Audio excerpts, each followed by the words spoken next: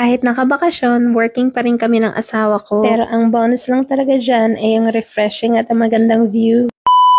Welcome back! So, long araw na yan. Plano kami ni Mr. na to have a relaxing day. Ayan nga guys, after namin magtanghalian, on the way nga kami to drive around Anda. We're trying to find Anda Falls noong time na yan. Kaso nga na nakita namin yung isang local, ang sabi hindi pa nga well-established yung lugar na yun. So, kung takot ka sa ahas, hindi siya safe puntahan kasi nga mabush nga siya. So, we drove around na lang to see the location of Lamanok Island kasi pupuntahan din namin siya kinabukasan. And kung naalala nyo nga to, sa recently upload ng vlog ko, kung saan ako kumain ng tinolang lapu-lapu. At ngayon, the old plantation. Bumalik kami kasi sabi nga nung waitress, nung time na nag-supper kami dito, meron silang gelato at meron din silang tower to see the mountains and the sea view. And dahil nga plinano namin na mag-relax kami today, kaya bumalik kami dito to visit the place and to also to walk around and enjoy the view. And ito na nga guys, ang pinakaantay namin gelato. Nag-order kami ng 2 kinds of chocolate flavor and pistachio. And after din namin maubos yung mga in-order namin, naglakad na rin kami dito. Kahit nga mainit dito sa Bohol, refreshing pa rin talaga ang hangin at syempre, hindi mo rin ramdam kung gaano kainit. Thankful nga kami na nandito kami sa Bohol kasi noong mga time na yan, message sa akin yung kapatid ko na may heat warning nga sa Manila. And dahil nga first time din namin malibot tong island view during the day, super nag-enjoy talaga kami kasi ang ganda nga ng mga puno nila dito, ng mga halaman. Tuwang-tuwa nga ang puso at mga mata ko kasi nga super green nga ang mga nakikita ko dito. Unlike sa Canada, dahil nga mahaba ang winter, palagi na lang snow at saka puti ang makikita mo. At hindi ka rin naman mahihirapan mag-navigate dito kasi may mga directions sila. So on the left side nga, ayan na yung papuntang tower. Pero nga sa ilalim ng information ng tower, may nakalagay na monsters. So nagtataka kami kung ano yun. Pero soon enough nga, malalaman na din namin kung ano yung ibig sabihin ng sign na nakalagay doon. And then ayan na nga, we reach at this point and ayan na yung sign na here there be monsters. Please do not frighten the snakes.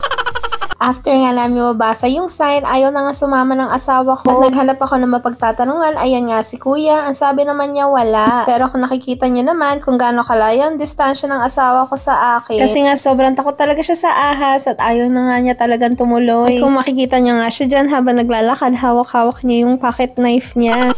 Pero kinulit ko din talaga si Manong tanungin kung bakit sila naglagay ng sign doon kung wala naman talagang ahas dito. Habang naglalakad kami dyan, worried pa rin si Mr. Ang sabi ko na lang sa kanya, i-enjoy na lang niya yung view at kalimutan na lang niya yung sign na yun. At ang sabi ko rin sa kanya, nakikita ko na yung tower so malapit na rin kami makarating sa destination namin. And here nga, nakarating na rin kami sa tower. So nga pagdating namin dito sa tower, may mga metal nga nakapaligid doon. Ayan, nakikita nyo naman. So akala namin under construction siya pero ang sabi nila kuya, pinipinturahan lang daw. At ang sabi din nila, pwede rin naman namin akyatin. So inakyat na din namin kahit may mga bakal na nakaharap. Pero